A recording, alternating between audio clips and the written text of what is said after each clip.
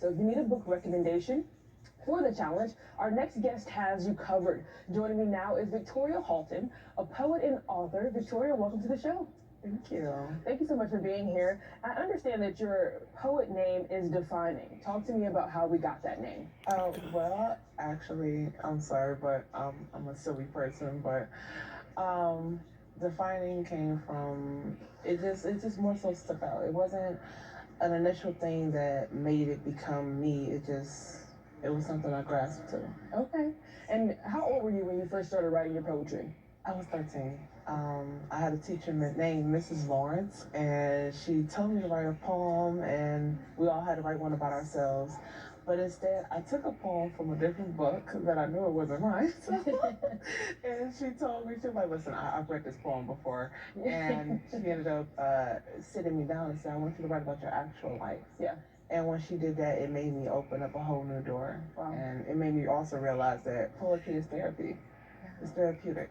It's so beautiful. And I understand that we have 3 other books here with us. Yeah, I have a lot of things in store. Talk to me a little bit about your journey to becoming a published poet. Oh man, that has been an experience that's undefined sometimes, because I got to meet with a lot of talented, inspirational poets. Like, I have a friend that's really great at poetry. His name is Geronimo. Okay. He's a tattoo artist as well, but he is an amazing storyteller with his poetry. Okay. So me and him collab together all the time, and we go do shows together. Okay. So yeah, absolutely amazing. And then we, the People family, we have an amazing treat for you. Victoria is actually going to share with us a poem called Escape. So, Victoria, I'll let you take it away. I was constantly asked, why are you often laughing and rarely taking things serious? Well, I get serious. I just don't continue to look at things in a childlike manner, like getting angry over simple happenings that could be comprehensible to discuss. Also understand that your question doesn't describe me, it's just only your opinion. Because I experience life differently. I've almost had my body in the ground, and my prison was a personal confinement built within me. Although I didn't hold myself accountable for the sentence, I just needed to understand why the things that I was envisioning is, my jailer was my thoughts. My bars was my fear and anxiety. My shackles was made out of worry, and my chains were burdens that I had not yet addressed. Seeing the mild smoke that clouded memories had no comparison to how many blunt turns it took to get there. Like how I went ahead and left myself in the wrong hour, as my walls were made out of doubt, feelings, and emotions. Although I always knew I had the power to control them, yet instead I only wrote them. Leaving the things that now makes me a mystery. Because my weakness is kept backstage, but my strength can always capture the attention. See, I had a moment where I've wasted everything for everyone. Even my relationships will have years of happiness before ever being broken. And at that time, I just didn't know how to restore them, so my reactions were determined by the dominance I had to show. So while I was still learning how to manage and control them, my laughter was my escaping hatch after the hurtful words that was occasionally spoken.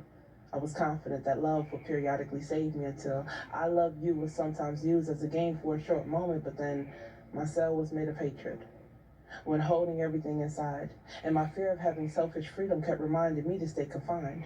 I learned to be knowledgeable of my feelings and my habits. Even though I know I could be my own worst enemy, it felt right because sometimes I was my own greatest obstacle. See, I was already pre-equipped to do everything with a smile.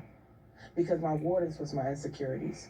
Jealousy gave me no chance to shine, so I couldn't find a possible way to escape my mind. My emotions was ultimately my perspective.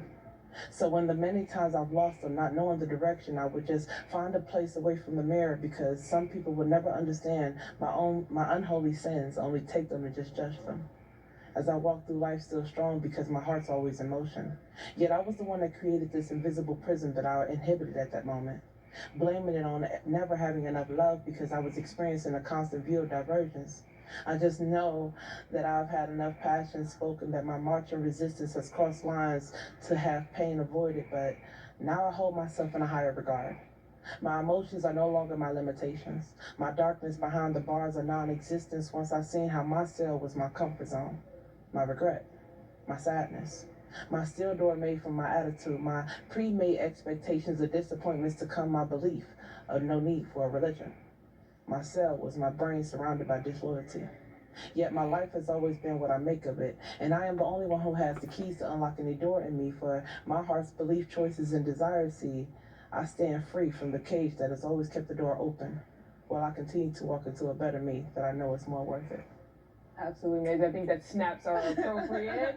I love that. That was poet and author Victoria Halton, who also goes by Defining. If you're looking for more information, or if you want to hear more from Defining, you can find her on Instagram at Tattoo Lady V, or on YouTube under Defining Poet. Her books are also available at Amazon.com and BarnesandNoble.com. And of course, it is time for prizes. The first 3 viewers to email We the People with the subject line poetry will win one of Victoria's books. Again, that email address is wethepeople@WKYC.com. And don't go away. This is We the People. We will have more after this very short commercial break.